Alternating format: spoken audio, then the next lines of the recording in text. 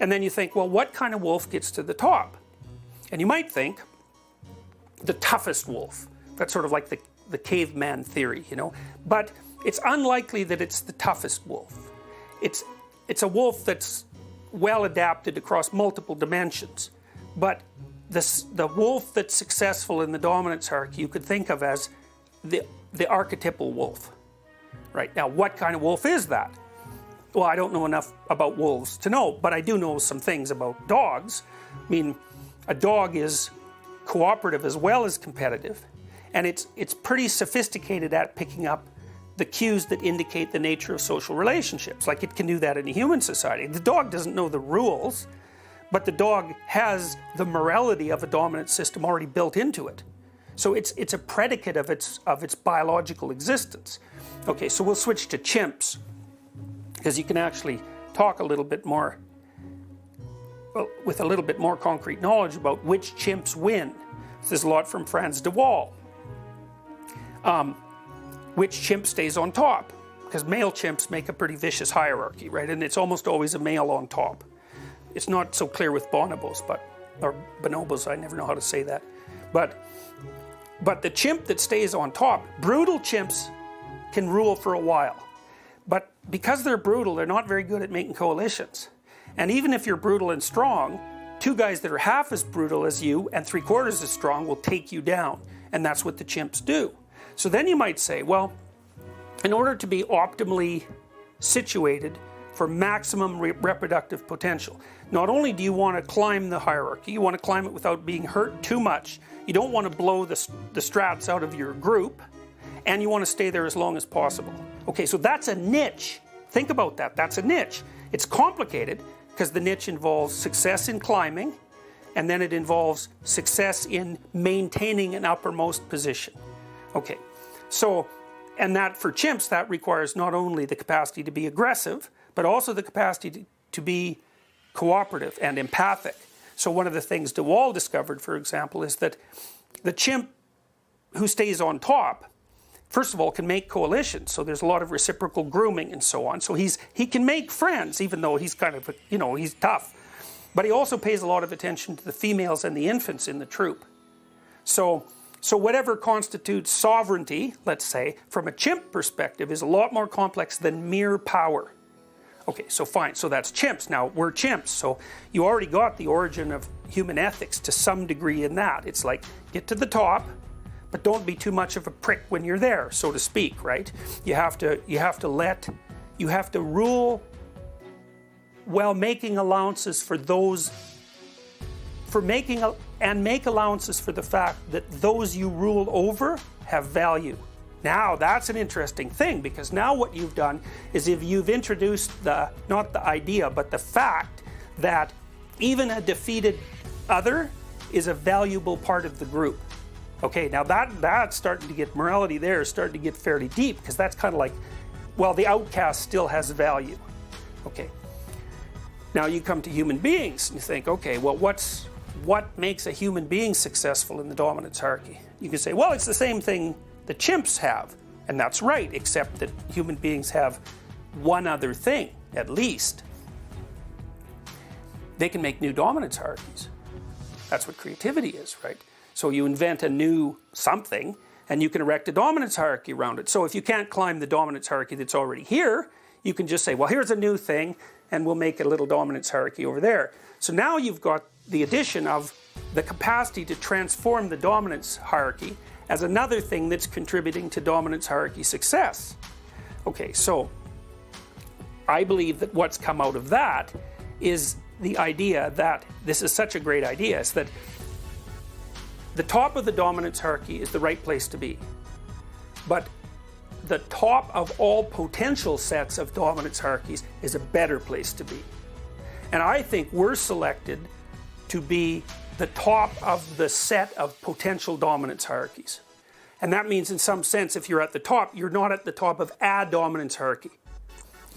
You're at the top of, okay, so now imagine this. So now imagine a landscape. Okay, as far as you can see, it's a plain. And there's pyramids all over it of different sizes, right? And you're flying above it, and you zoom into a pyramid, and you see all people packed inside trying to climb to the top.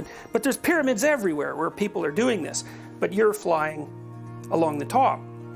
Okay, well, that's, as far as I can tell, that's the Egyptian god Horus. Horus isn't in the pyramid. He's above the pyramid. So, and he's the eye, because Horus is the eye. And so Horus stands for attention. And so there's this idea that the Egyptians start to play with, that one of the most important gods is Osiris, and he's like god of the pyramid. He stands for security and stability and the past. But he can be wiped out by various means, so he's not permanent enough in some sense, or he lacks something. Is this the father archetype, essentially? Yes, Osiris is the father, yeah, the great father. It's half of the archetype, because he's sort of the positive element of the great father. He's not the negative element, although he makes himself susceptible to the negative element by being willfully blind. Okay, so his son is Horus, and Horus is the eye, and Horus pays attention. So the Egyptians are starting to get the idea that, well, you should be Osiris. That means you're the embodiment of the dominance hierarchy, say. But you also should be Horus, which is the thing that pays attention, because the dominance hierarchy, as it's currently structured, may be restructured. And then, so you don't want to just be adapted to this dominance hierarchy. You want to be adapted so if it transforms its structure, that's no problem for you, because you're not stuck in it. You're in it and not in it at the same time. And that's the big contribution of Egyptian thought. I think it's brilliant, brilliant. And if we could, just a slight tangent from that. So what you're talking about there is, just to make the distinction clear for other people, when the Egyptians are experimenting with these ideas and representing them in imagistic form or in hieroglyphic form, are you saying that they're doing this consciously, or this is like some sort of natural, it happens automatically, next level of representation? Yeah, well, think about it this way. So imagine that one of the things that characterize whether or not you can climb the dominance hierarchy is how good you are at watching people who can climb the dominance hierarchy and imitating them. Okay, so that means that part of it's going to be built in your biology, because you've been the dominance hierarchy has been working on you for a long time. So you have the capability of being the thing that can climb. But then let's say you get an edge by watching someone who's successfully climbing, because they're like adapted to the current circumstances precisely, and you can imitate them. Okay, then the question is, well, what does it mean to imitate them? And what it means is you can model their behavior with your behavior.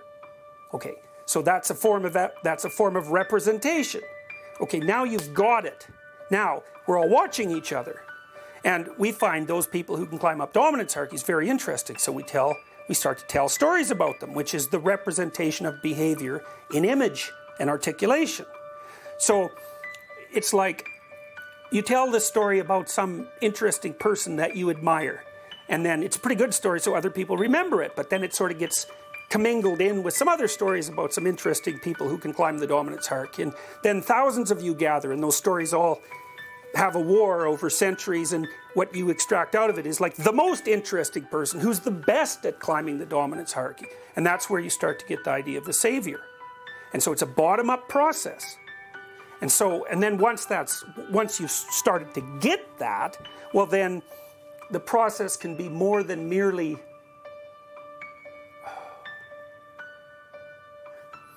you can start to understand and model in some sense what the principles are that govern success, but it's universal success, right? It's not success in a given hierarchy. It's like, what are the principles that guarantee universal success?